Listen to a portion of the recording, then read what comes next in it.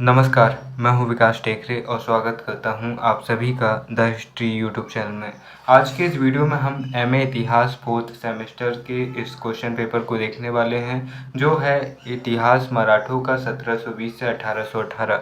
अगर आपके सिलेबस में यह प्रश्न पत्र आता है तो आपको ज़रूर इस वीडियो को देखना चाहिए, क्योंकि ओल्ड क्वेश्चन पेपर के जरिए बहुत सारे रिपीट होने वाले क्वेश्चंस की तैयारी हम पहले ही कर लेते हैं और साथ ही हम उस प्रश्न पत्र के पैटर्न को समझ लेते हैं जो लगभग सभी कॉलेजेस और यूनिवर्सिटी में सेम होता है। फिर भी मैं आपको बता देता हूँ कि यह PG college, autonomous PG college Chhindwara, जो कि राजा शंकर साहब विश्वविद्यालय से संबंधित है, उसका ये क्वेश्चन पेपर मैं आपको दिखा रहा हूँ। तो आइए इस क्वेश्चन पेपर को समझने का प्रयास करते हैं और अपनी तैयारियों को और बेहतर बनाते हैं। यह जो क्वेश्चन पेपर है ये जुलाई 2024 का है, ठीक है। इसके बाद में देखिए यहाँ पर 42 नंबर का ये क्वेश्चन पेपर है, 7 नंबर के ऑब्जेक्टिव है, 5 नंबर के 5 प्रश्न है, 5 वाले, और 5 नंबर के ही 2 नंबर वाले प्रश्न हैं। तो इस तरह से यह 42 नंबर का क्वेश्चन पेपर हो जाता है। और पहले हम ऑब्जेक्टिव देखते हैं। तो पहला ऑब्जेक्टिव आता है, हिंदवी स्वराज किससे संबंधित है। तो सीधी सी बात है, हिंदवी स्वराज मराठों से संबंधित है। मराठों का एक उद्देश्य था एक हिंदवी या फिर एक हिंदू राष्ट्र की स्थापना करना। हालांकि इनकी हिंदू राष्ट्र की विचारधारा वर्तमान की जो कट्टरवादी हिंदू राष्ट्र की विचारधारा है उससे काफ़ी अलग थी। इनका ये मतलब था कि जो मुग़ल हिंदुओं पर अत्याचार कर रहे हैं, ज़बरदस्ती धर्मांतरण कर रहे हैं, वो हम ऐसा नहीं करेंगे। हम इक्वलिटी लाएंगे और हिंदुओं को मान से जीने का अधिकार होगा, साथ ही मुस्लिम भी वैसे ही जी पाएंगे। लेकिन इनका इस तरह से कोई उद्देश्य नहीं था कि हम मुस्लिमों को भारत से भगा देंगे या फिर उन पर अत्याचार करेंगे। साथ ही हम कई बार देखते हैं कि जो शिवाजी हैं उन्हें एक कट्टर हिंदू राष्ट्र शासक के रूप में देखा जाता है, जबकि जब आप पढ़ेंगे मराठा ऑफ हिस्ट्री तो आप पाएंगे कि शिवाजी एक बहुत ही लिबरल व्यक्ति थे। एक बहुत ही अच्छी स्टोरी उनसे जुड़ी मुझे याद आती है, जब सूरत की लूट के समय पर वे गए थे तो उनके सामने एक बहुत ही खूबसूरत एक मुस्लिम औरत को पकड़ कर लाया गया। तो उन्होंने अपने सैनिकों को डांटा और कहा कि इन्हें वापस सम्मान के साथ इनके घर छोड़कर आइए। और उस औरत से उन्होंने कहा था कि काश मेरी माँ भी आपकी तरह खूबसूरत होती तो मैं भी बहुत खूबसूरत होता। यहाँ पर उन्होंने एक मुस्लिम औरत को अपनी माँ का दर्जा दे दिया और साथ ही उन्होंने कई मस्जिदों के निर्माण में भी महत्वपूर्ण भूमिका निभाई थी।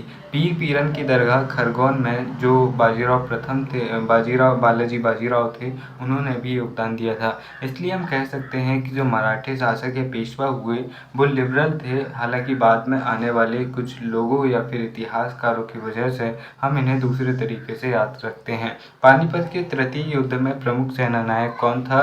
तो सदाशिव राव, जिन्हें भाऊ कहते हैं, वे यहाँ पर सेनानायक थे। भाऊ जो थे वे बालाजी बाजीराव के सौतेले भाई थे और साथ ही उनके सेनापति भी थे। 14 जनवरी 1761 को हुए पानीपत के तृतीय युद्ध में भाऊ के नेतृत्व में लड़ी मराठा सेना बुरी तरह पराजित होती है और इस तरह मराठों का राज्य गर्त में चला जाता है, यानी कि उनके पतन की शुरुआत हो जाती है। माधवराव पेशवा पद पर नियुक्त कब होता है। तो 20 जुलाई 1761 को माधवराव पेशवा पद पर नियुक्त होता है। प्रथम आंग्ल मराठा युद्ध किस वर्ष शुरू हुआ था। तो अंग्रेजों और मराठों के बीच में 3 युद्ध हुए थे। 1761 में जब मराठे हारकर कमज़ोर हो गए तो अंग्रेज़ों को ये लगने लगा कि अब उनका रास्ता साफ है और धीरे धीरे षड्यंत्रों के जरिए इनका युद्ध शुरू हो जाता है। राघोबा को जब नाना फडणवीस पेशवा पद से हटा देते हैं तो वह अंग्रेज़ों से जाकर सूरत की संधि कर लेता है, जिसका परिणाम प्रथम आंग्ल मराठा युद्ध होता है, जो कि 1775 से 1882 सालवाई की संधि के साथ समाप्त होता है। दूसरा आंग्ल मराठा युद्ध 1803 से 1805 चलता है और तीसरा आंग्ल मराठा युद्ध 1816 से 1818 चलता है। ऐसे ही बहुत सारे वीडियो आप एमए 3rd 4th सेमेस्टर के प्लेलिस्ट या फिर मराठा साम्राज्य नाम से एक प्लेलिस्ट अलग से है, वहाँ पर आप जाकर देख सकते हैं। अंतिम मराठा पेशवा कौन था। तो बाजीराव द्वितीय जो थे, जो कि राघोबा का बेटा था, ये था अंतिम पेशवा और इनका समयकाल जो था वो 1796 से 1818 था। ठीक है। और साथ ही इनके समय पर जो छत्रपति थे, जो कि अंतिम छत्रपति थे, वो थे प्रताप राव महाराज, जो कि 1808 से लेकर 1818 तक थे। फिर इसके बाद में देखिए चौथ क्या है, तो चौथ कर है। इसके बाद में तृतीय आंग्ल मराठा युद्ध किस अंग्रेजी गवर्नर के काल में हुआ था, तो लॉर्ड हेस्टिंग्स 1818 में। लॉर्ड हेस्टिंग्स अंग्रेज़ों के साथ जो इनका गवर्नर रहता है वो मराठों का पूरी तरह पतन कर देता है और यहाँ पर पेशवा पद की समाप्ति हो जाती है और जो बाजीराव सेकंड होते हैं उन्हें कानपुर के पास बिठूर भेज दिया जाता है। दोस्तों इसके बाद में हम देखेंगे कि जो अगले प्रश्न आते हैं शॉर्ट आंसर टाइप क्वेश्चन, पाँच क्वेश्चन 2 नंबर वाले। यहाँ पर बहुत ही इजी कह सकते हैं आप इन्हें, अगर आप पूरी तरह से सिलेबस को पढ़ते हैं तो। सिंधिया राज्य की राजनीतिक स्थिति पर प्रकाश डालिए। इसके अथवा में निज़ाम के साथ पेशवा बाजीराव के संबंधों की विवेचना कीजिए। पानीपत के तृतीय युद्ध में भाव के योगदान की विवेचना कीजिए। और इसके अथवा में है पेशवा बाजीराव बालाजी बाजीराव के चरित्र एवं उपलब्धि पर प्रकाश डालिए। नारायण राव का जीवन परिचय संक्षेप में लिखिए। अथवा में है माधवराव के चरित्र पर प्रकाश डालिए। इसके अगला प्रश्न है पुरंदर की संधि की शर्तें लिखिए और इसके अथवा में है सालभाई की संधि पर टिप्पणी लिखिए। फिर अगला प्रश्न है पिंडारियों पर संक्षिप्त लेख लिखिए। इसके अथवा में है मराठा प्रशासन में राजस्व व्यवस्था पर प्रकाश डालिए।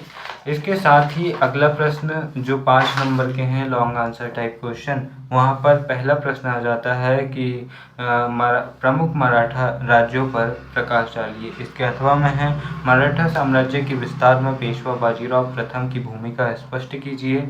और अगला प्रश्न है बालाजी बाजीराव के कार्यों की समीक्षा कीजिए। और अथवा में है पानीपत के तृतीय युद्ध के कारण व परिणाम लिखिए। यहाँ पर इन क्वेश्चनों को मैं सीधे आपको पढ़कर सुना रहा हूँ क्योंकि ये क्वेश्चन पेपर का वीडियो है, यहाँ समझाने वाली बात ज़्यादा आती नहीं है। अगर आप इन सभी क्वेश्चंस के आंसर या फिर इनकी थ्योरी को समझना चाहते हैं, कहानी की तरह आप फैक्ट को समझना चाहते हैं, तो आप चैनल में जाकर देख सकते हैं। महादजी सिंधिया के कार्यों एवं उपलब्धियों पर प्रकाश डालिए। अथवा आता है माधवराव के शासनकाल की प्रमुख घटनाओं की विवेचना कीजिए। और अगला प्रश्न है प्रथम आंग्ल मराठा युद्ध के कारण एवं परिणाम। इसके अथवा में है द्वितीय आंग्ल मराठा युद्ध के कारण एवं परिणाम।